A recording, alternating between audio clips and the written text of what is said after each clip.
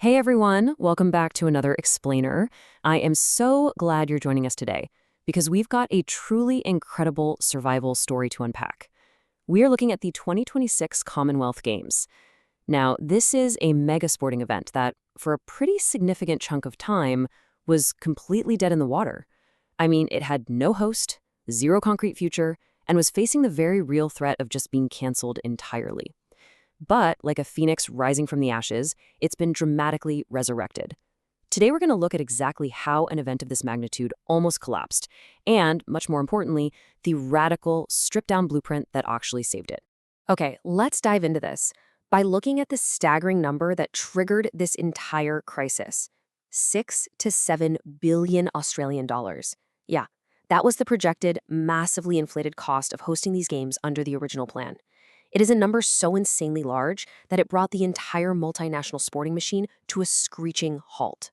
Which leads us to the ultimate question we're answering in this explainer today. How do you save a doomed sporting event? You know, when the traditional, extravagant model of building brand new stadiums in these sprawling athlete villages just becomes completely financially toxic, what exactly is the alternative? Keep this question in the back of your mind as we explore the solution, because what happened next might honestly change global sports forever. All right, let's start with Section 1, a Games in Crisis, the Victoria Collapse. So let's trace exactly how we got here.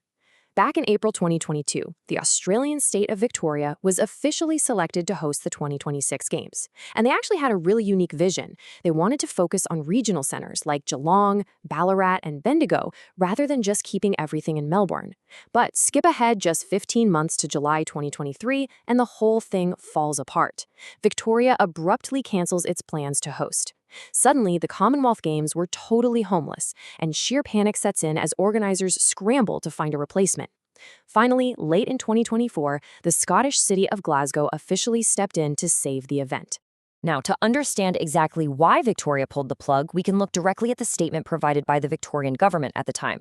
Premier Daniel Andrews stated, and I quote, "The cost had escalated to an estimated $6 to $7 billion, double the estimated economic benefits. The government could not justify the expense." So simply put, the state government determined that the financial math just didn't make sense for their taxpayers anymore, which led them to terminate their host agreement. Which brings us to Section 2, Glasgow to the rescue, the lean blueprint. Now, what's really interesting about this slide is the sharp contrast between the traditional way of doing things and Glasgow's radically lean approach. I mean, look at the old model. It required building massive new venues, constructing a dedicated, sprawling athlete village, and basically injecting billions in public funds. The Glasgow model, it completely flips the script. We're talking 4 existing venues, housing athletes in hotels and university residences, and requiring zero significant public funds to pull it off. It's basically the ultimate exercise in financial efficiency. And here is the crazy plot twist that actually made this lean model possible. 200 million Australian dollars. That is the compensation money paid by the Victorian government to the Commonwealth Games Federation for breaking their hosting contract. So miraculously, this penalty payout became the primary financial engine that allowed Scotland to host the new scaled-back games in the first place. To complete the rest of the financial puzzle, the Commonwealth Games Federation is injecting £100 million into the event, with an additional £30 to £50 million coming from commercial sources and corporate sponsors. So the real masterstroke of this rescue model is that it effectively protects Scottish taxpayers from footing the bill. They get the event without the massive public debt. Let's look closer at how that works in Section 3, the scaled-down blueprint, cost-effective games. The venue strategy here is absolutely the cornerstone of keeping costs down. Let's look at the facilities. You've got the Hydro and SEC Center, Scotstown Stadium, Tollcross Swimming Center, and the Commonwealth Arena, which includes the Sir Chris Hoy Velodrome. What do literally all of these have in common? They already exist. Reusing world-class infrastructure, much of which was actually used during Glasgow's 2014 Commonwealth Games, means zero budget is wasted on brand new brick-and-mortar vanity projects. And this brilliantly illustrates how a smaller scale can actually lead to historic firsts and really unique innovations. Because they aren't building a giant new outdoor athletics stadium, the opening ceremony is going to take place at the OVO Hydro. That actually makes 2026 the first time in the entire history of the Commonwealth Games that the opening ceremony will be held in an indoor venue. Pretty cool, right? Moving on to Section 4, the sporting lineup, making cuts. Of course, a smaller footprint means fewer events. Only 10 sports survive the cuts. We have athletics, swimming, artistic gymnastics, track cycling, netball, weightlifting, boxing, judo, bowls, and 3x3 basketball. Because of the urgency and the super tight budget, this is going to be the lowest number of sports offered at the Games since 1994. And you might notice they've cleverly pivoted to indoor bowls and the shorter 3x3 format of basketball just to maximize the use of those existing venues we talked about. So the crucial point is that massive, painful sacrifices had to be made to save this event. Look at the traditional fan favorites that had to be dropped entirely. Rugby sevens, field hockey, cricket, squash, diving, triathlon, badminton, and table tennis. I mean, these are huge losses for the sporting community, but it really underscores the harsh reality of the crisis they were in. It was basically a choice, either lose these sports or lose the 2026 Games altogether. But amidst all those tough cuts, we do have some overwhelmingly positive news. The 2026 Games are going to feature completely unprecedented parasport integration.